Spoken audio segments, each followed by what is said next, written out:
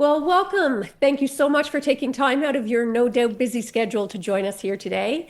I really look far and wide to try and bring you the best content possible, maybe interesting subjects that you haven't thought about or different perspectives to bring to subjects that maybe are familiar to you. And today is going to be no exception. Today we are talking with Diana Romanov, and we're talking about the art of negotiating the end, negotiating love, power, and letting go. And today's conversation is going to explore one of the most difficult negotiations many people ever face, and that is divorce.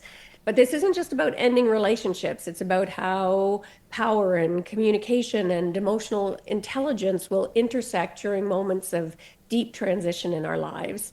And Deanna's an award-winning founder of Romanov Law. She's a certified family law specialist licensed in both California and Germany.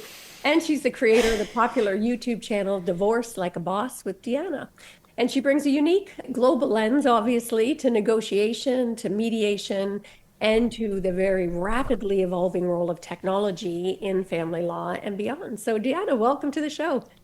Thank you for glorious introduction. Now, you've guided thousands of clients through divorce, and I was curious, like from your vantage point, are there recurring patterns that you see that quietly erode relationships long before the legal papers are even filed?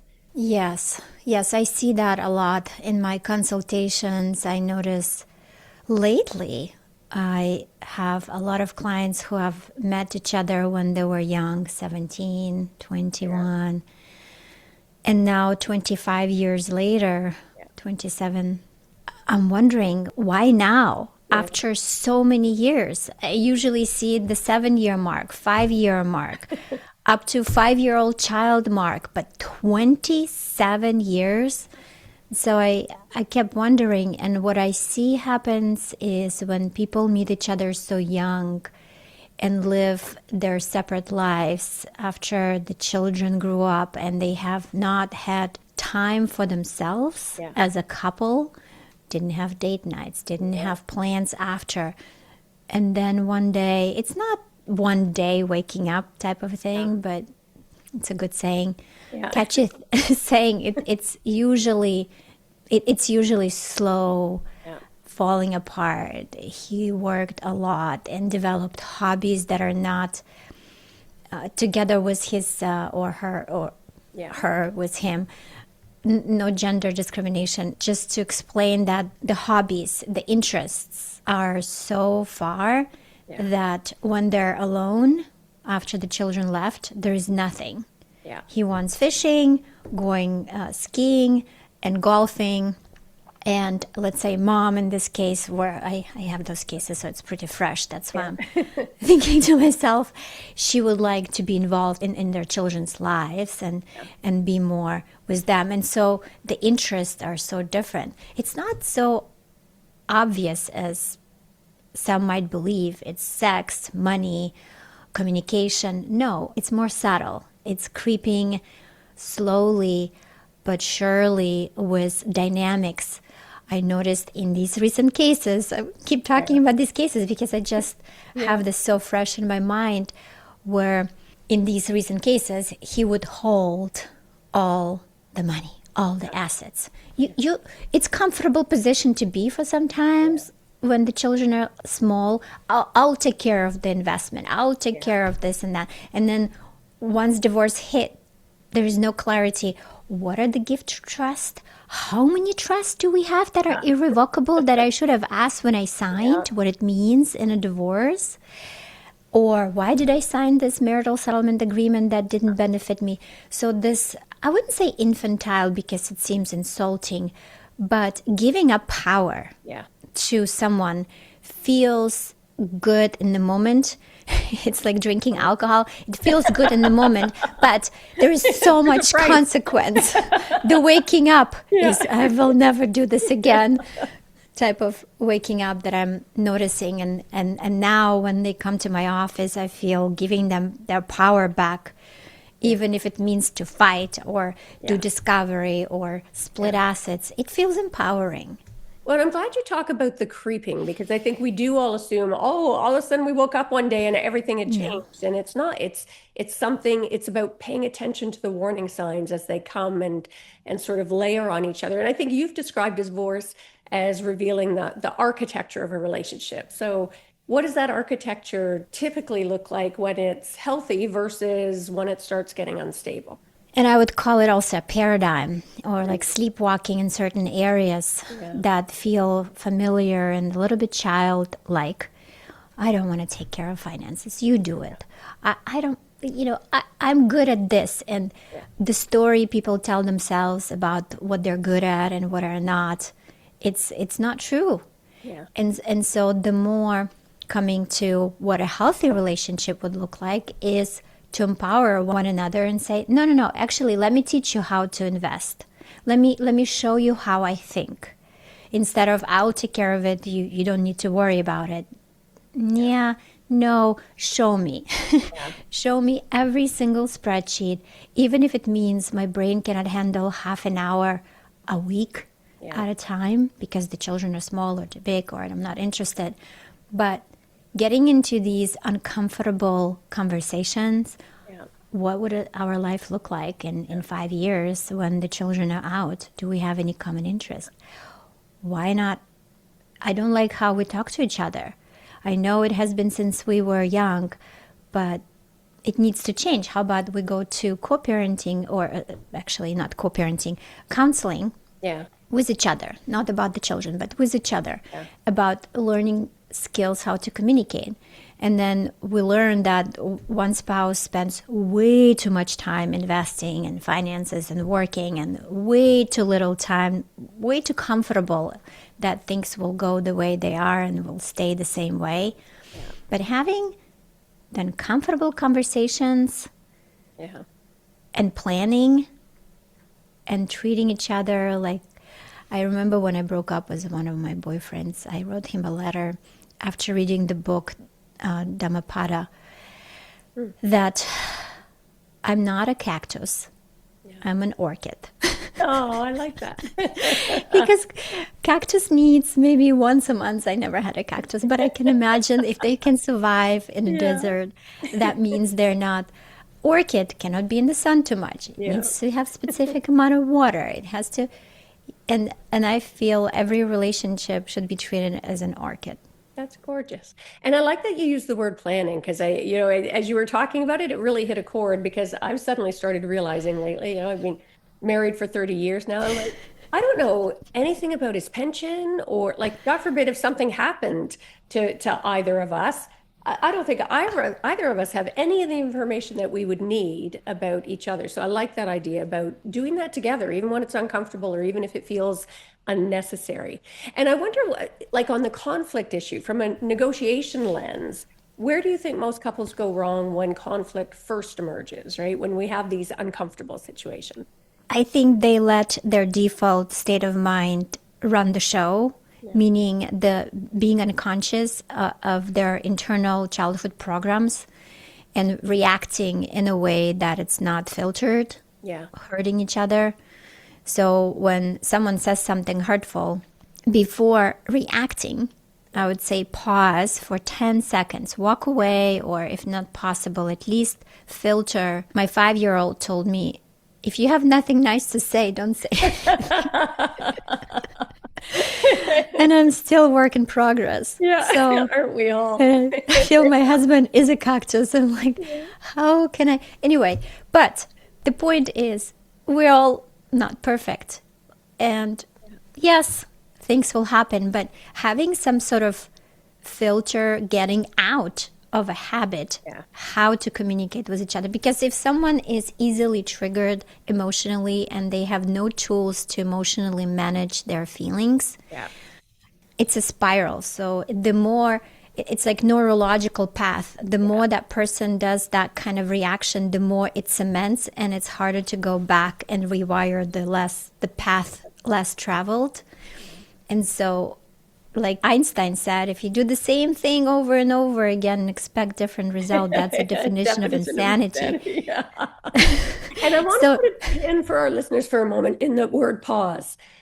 We don't we don't do that often enough, frankly. We're so conditioned to be, we're a very reactive society. And given the current political climate, sadly, we're seeing even more reactivity, not less. And I want for our listeners, just take a moment and think in your relationships.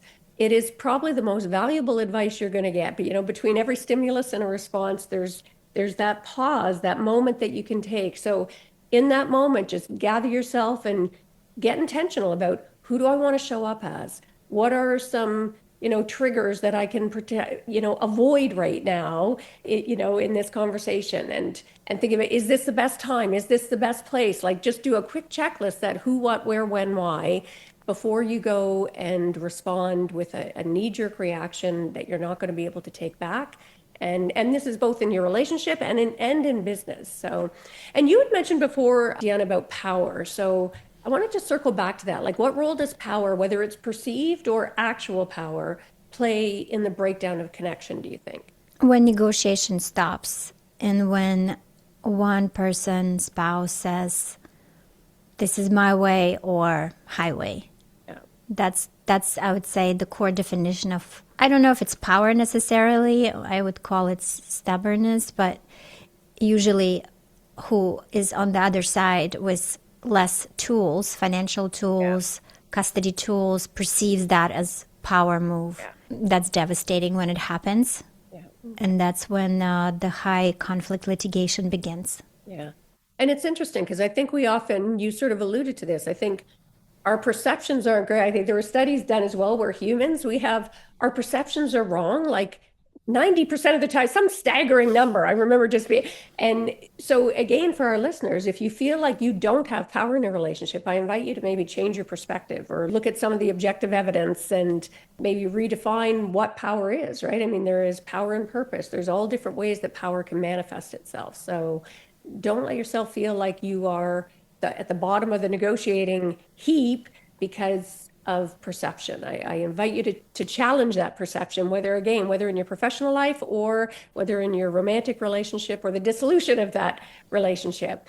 And speaking of the dissolution, like, I think divorce, most people think of it right out of the gate, Diana. It's framed as a legal process, but I mean, it strikes me at its core, in many ways, it's a negotiation. So is there something that you think makes divorce negotiations uniquely complex? Because of the emotional aspect only. If it was a business partnership, it would be much easier to have a business talk because children are involved, and the fights about the children are the most heartbreaking ones because the amounts of money that parents spend on custody battles would pay for their college education at times. And it breaks my heart when an attorney representing someone who is fighting the other side, where the other side is very unreasonable. And spending all the savings to the ground. And there is no way. They send emails, offers, let's settle. This is not good. 11-day trial is coming. And they waited, it seems like 25 years to stand up for the first time. And so they're not standing down. And you said about emotions, and let's dig into that for a second, because I think that is the problem. When emotions are involved, sometimes we're not as rational, right? We bring that hurt to the table and we make decisions that aren't in either party's best interest. So what have you seen about how emotions distort decision-making in divorce? And maybe more importantly, how can people regain clarity? What advice would you have for them?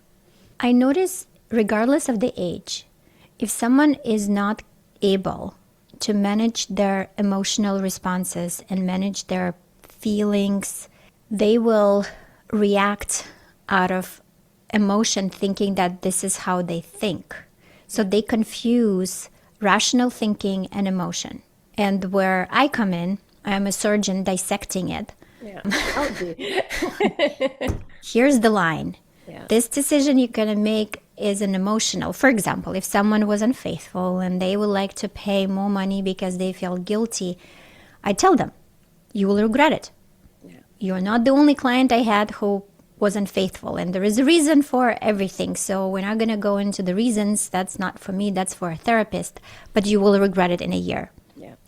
Sign this paper here now that you were doing it against my advice. And sure enough, year too late, 1 year too late, 2 years later, I get these calls. How can I modify it?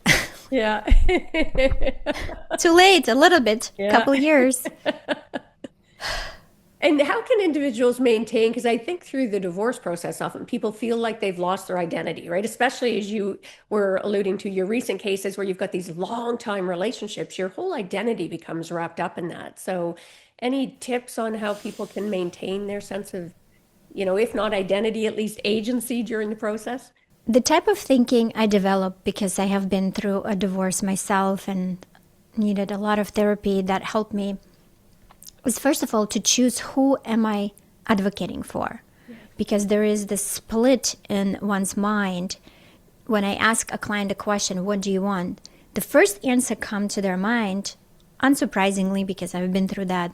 No, I've been done that. He will not agree to it, or she will not agree to it, but she would want this. Yeah. And so I asked them to put their spouse that they gave so much power already into a glass bowl with thick glass where they cannot do anything, and make them small, not bigger. Yeah. Because usually what they do is they glorify he's so smart, he's Stanford professor, he's this genius, he's smart. Hold on, did he tell you this? Yes. Years of grooming, thinking that he's bigger than God. No, we're just following the law. We're dividing everything equally, regardless. Yeah. We have to do our tracing. We have to do our accounting. It's not to minimize the other person's qualities or achievements. It's to create equal footing. Yeah. Yeah. Nice. I love that. And let's talk about tech for a moment, because I know you do a lot of work around sort of tech and how it's changing the industry, and particularly in that specialty. So how can clients maintain that sort of personal connection with their attorney when it's because it's such an emotional area of the law in an increasingly sort of tech-driven process? Can you talk about that for a second? And how is it becoming more tech-driven? When ChatGPT, AI, Grok, Claude, when all these search engines came out, clients are getting more informed and misinformed. So everything has a flip side. On one hand, it's easier to communicate with them because they run their emails through AI and it's more polished, less emotional, also more educated because they already have done their research at 2 a.m., having a whole chat with ChatGPT. And they already... ChatGPT is so complimentary. Oh, I amputated the wrong leg. Oh, good catch. Yeah. I found the wrong hallucinated case. Good catch. Yeah. So the flip side is still there. It's getting better.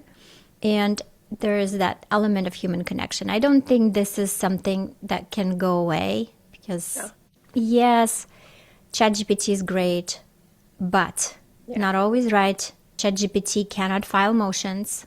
Yeah. ChatGPT cannot go to court and hold your hand. Yeah. Maybe robot will do soon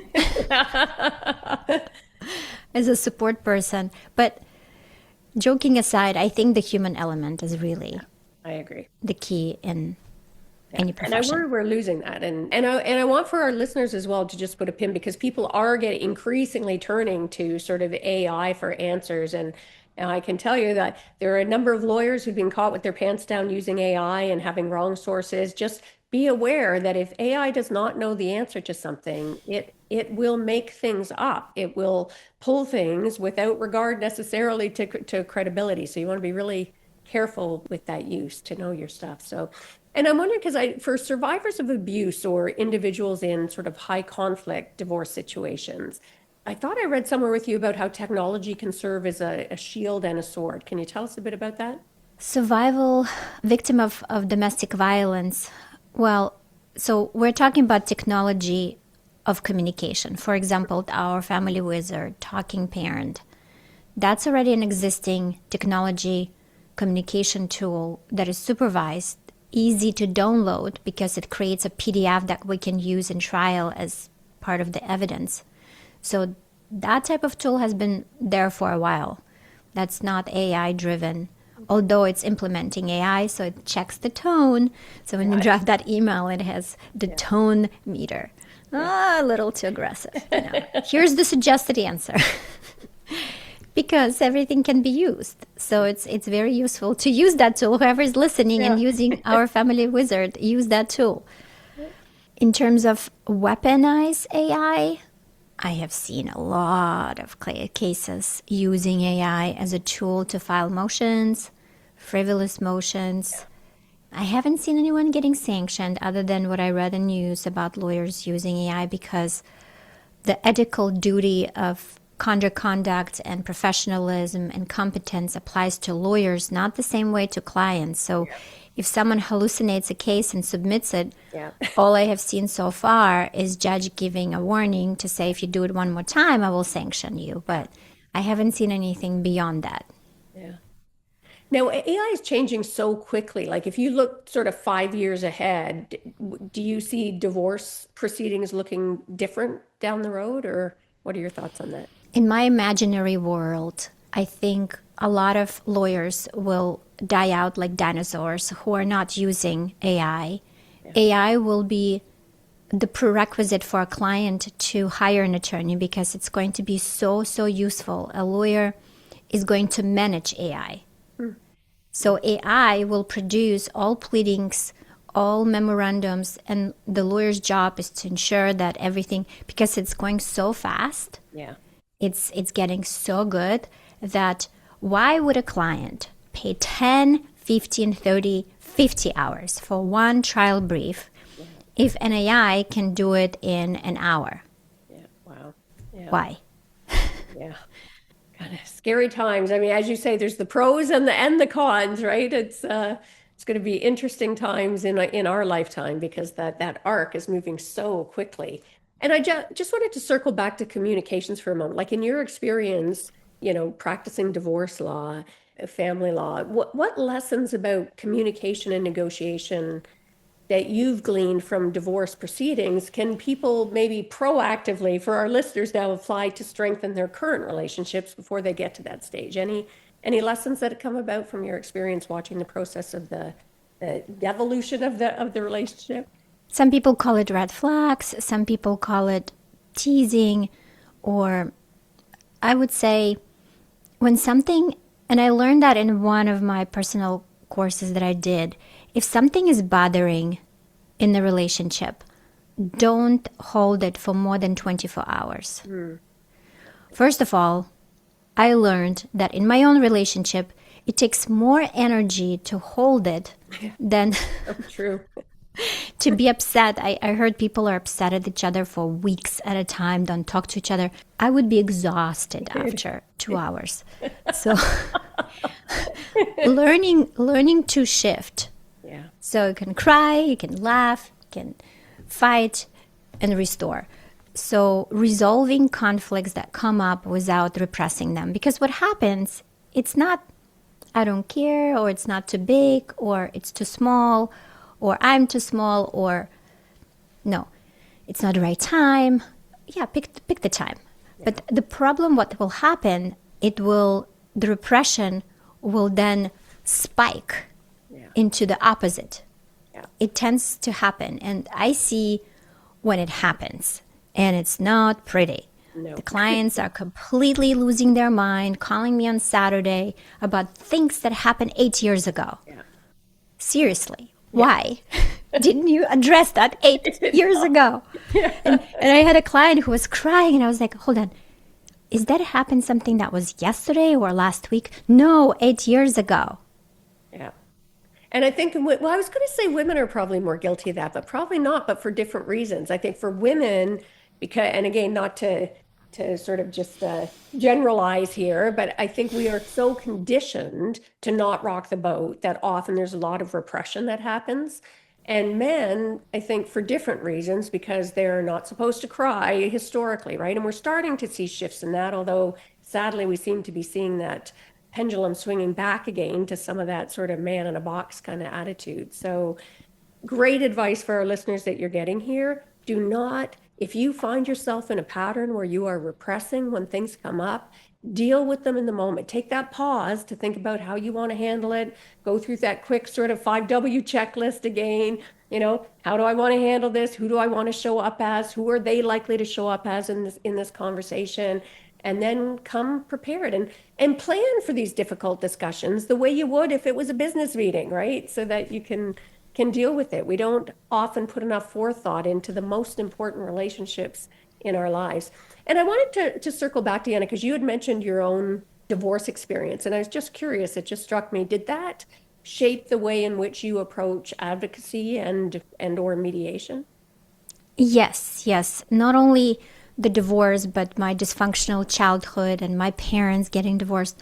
Every single dysfunction that I experienced as a child is now utilized and monetized.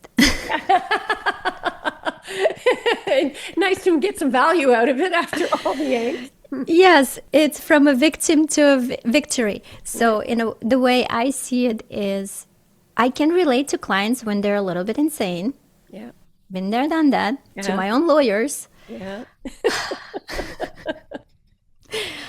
I don't like to admit it, but that's I what love shapes that. It's true. shapes who I am. Yeah. And I see also from a children's perspective how when parents are going through divorce litigation, how their emotional state of mind affects the children, even if they don't believe so. The children are picking up on every single vibration of energetical anger they can sense, and they act out in school. I see a lot of children suffering, and the way I see it happens is by behavioral dysfunction in school or at home.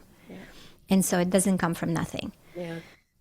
And so the way I see myself is I can relate to every stage. I can even relate to a judge because I have worked in Germany from the bench. Okay. I can relate to the DA. I have a chameleon closet. So each time I see what's needed for this particular case, I put a hat and then I turn it on. Yeah, let me grab this coat at the moment. Yeah. Or a coat if it's judicial coat. Okay. I love that. And that's an interesting perspective as well, because I imagine it allows you to bring empathy to the table as a litigator when you're dealing with your clients, that put them at ease, allow you to have a different perspective in terms of how you negotiate, probably a different perspective in terms of how you present the case. I think that's powerful to have that experience.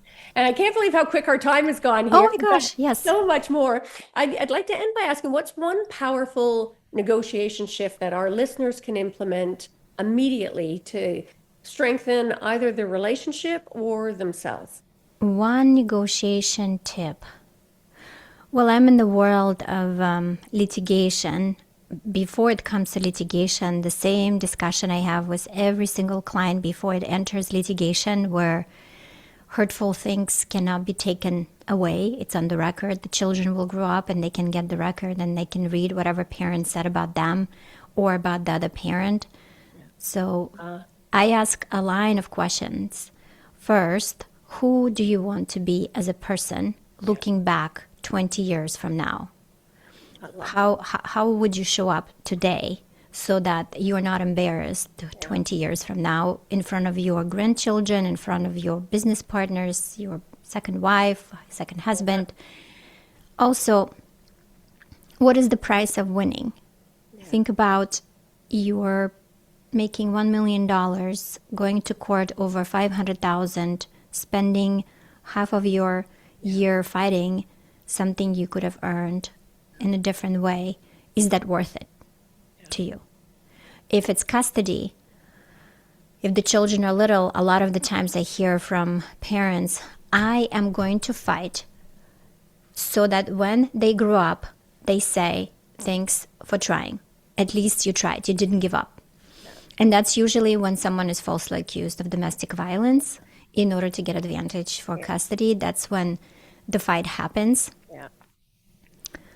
When the children are older, that's not a good fight. By the time the accused parent of whatever they're accused of, domestic violence or something else, by the time they, quote, win, the children are so brainwashed by the other parent that they will not get out of the car and no police officer will drag them. So what we do as a counsel, I counsel. I don't tell people what to do. I counsel them, meaning I give them options and they make their own empowered choices based on every single case that's unique in its own way to decide what's the right path. And sure, I sent emails to accept the risks in writing. Yeah. Because every single step has a flip side. Yeah. That is such powerful advice, and what a powerful approach.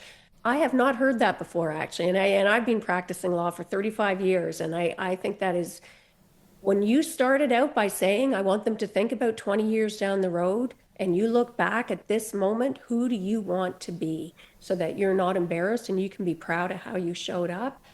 My God, that's a game changer, Deanna. What a beautiful note to end on. And for our listeners, I really invite you to think about that, not just in divorce, but in your interactions generally. What a different world it would be if we all did that before we reacted, to just think, if I'm looking back at this, 1 year, 5 year, 10 years, 20 years down the road, who do I want to be remembered as in this moment? I think that's gorgeous. So where can people learn about you, Deanna?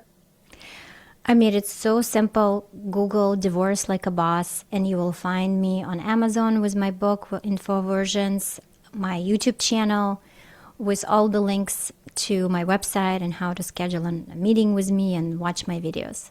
Beautiful, beautiful. And we'll make sure to have all of that in the show notes. So don't panic if you're multitasking at the moment or you happen to be listening while you're driving or working out or whatever. Just come and check the show notes and do make an effort to reach out. I think when people put the kind of thought that you've heard that Deanna puts into this, it is worth giving payback for that and making sure you've got someone in your corner who has an approach that is going to allow you to show up as the best version of yourself. So Deanna, thanks so much for joining us and sharing some beautiful insights here today. Thank you. Thank you. And for our listeners, if today's conversation resonated with you, make sure to share this episode with someone who may be navigating change or needing clarity in a difficult negotiation or situation in their life. And remember, negotiation isn't about winning, it's about aligning power with purpose. And sometimes that begins with redefining connection. And if you're seeking deeper support, whether one-on-one, in a group, or through some self-paced learning, I'm here. Visit artoffemininenegotiation.com to explore your next step. And remember, negotiation isn't a skill that you switch on and off. It's a way of moving through the world. So move with intention, move with integrity, and negotiate your life on purpose. Until next time, this is Cindy Watson reminding you to negotiate your best life. Take care.